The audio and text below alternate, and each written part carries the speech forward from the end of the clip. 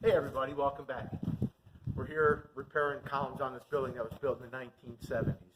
Most of these columns had deteriorated to the point that they're completely separated from the lower part of the column, and they've moved out. So we're bringing them back in, but the real thing is, how do we connect that upper column back to the lower column so that the uplift components that this building was initially built with still function the way they were designed? So we've built an uplift component right into the repair sleeve that actually locks that bottom part of the column, which is still intact. Really, most of the decay is occurring within a foot of the ground. And the column below grade is still intact because there's not really the microbes at that depth to eat that wood away. So what we've done, we'll take a quick look.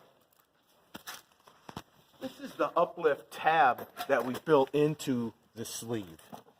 So when we put this around the column, we then engage this in, and then we pin it in that position with a nail.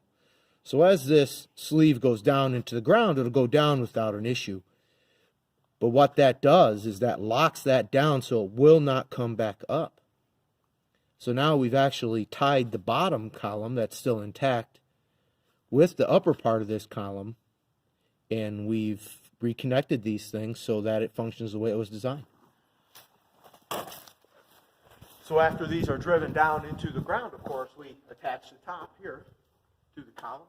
And now we've got a one-piece column again that's basically connected with this 10-gauge galvanized chunk of steel that's got 14 bends in it. And those bends, that corrugation is what offers all the stiffness and the strength and solidifies this building.